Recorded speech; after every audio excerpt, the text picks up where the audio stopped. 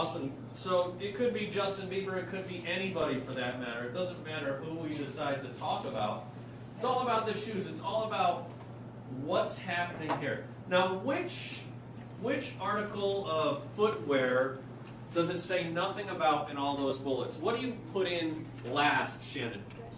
Dress shoes. Yeah, dress shoes is the last thing. It mentions nothing about it. So you do everything else, and then dress shoes is how many you have left.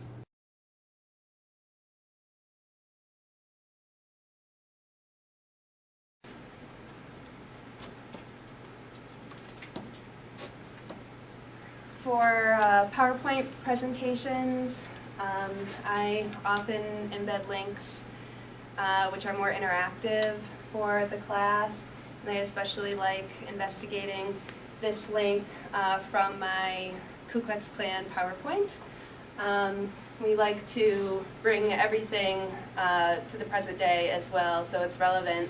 So in this case, my link is to the Southern Poverty Law Center website. They monitor the hate groups every year that are active in America. So if we click on that link, it brings us to their interactive website where the kids can click on any state and see the list of the hate groups that are active for the past year. So what this is kind of like a mini quiz, ungraded of course.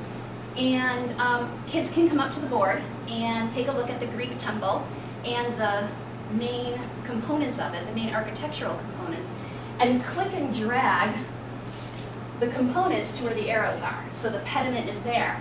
And then they can check their work by clicking on the globe link, and up comes an example of a pediment, and it happens to be the archives of the US, which is nice because they can see correlations from the ancient world to the modern world. We can go back here. We could do the steps. That's from the steps called the Style of 8. Let's go there. Double check our work. Sure enough, we have the actual steps. And then students can also tell whether they got something wrong. So if they choose an ionic column, or capital rather, when they click, this is a Doric column, they can see when they've made a mistake as well. So it's kind of a neat little interactive tool. There are many opportunities for kids to come up to the board and play around with a smart board and learn the same.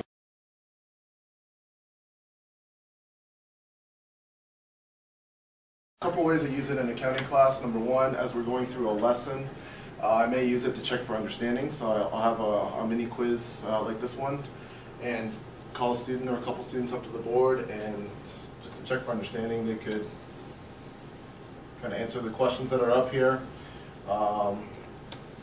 When they're done with it, there's a link and they can check their answers there, and we can discuss as a class if need be further.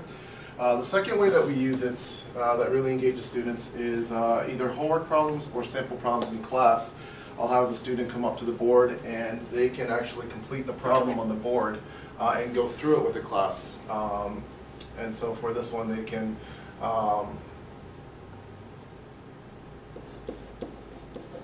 enter the transaction here, and as they're doing it, again, I can check for understanding as they're explaining to their peers on how to do the problem, or alternatively, I can have a student come up here and the class can work collaboratively to help the person at the board complete the problem as well.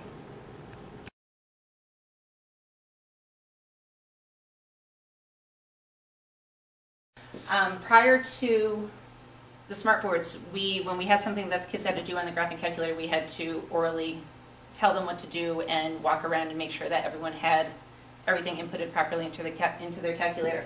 Now with the software that we have and the graphing calculator emulators, we're able to project it up onto the smart board so that the data can be presented, the kids can see it as we work.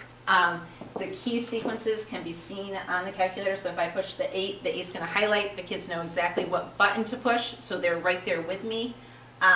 With the software we can go over and see the key history and things like that. But it's a way that they can keep up and time is managed much more efficiently in the classroom than prior to, where we would spend a lot of time walking around and fixing errors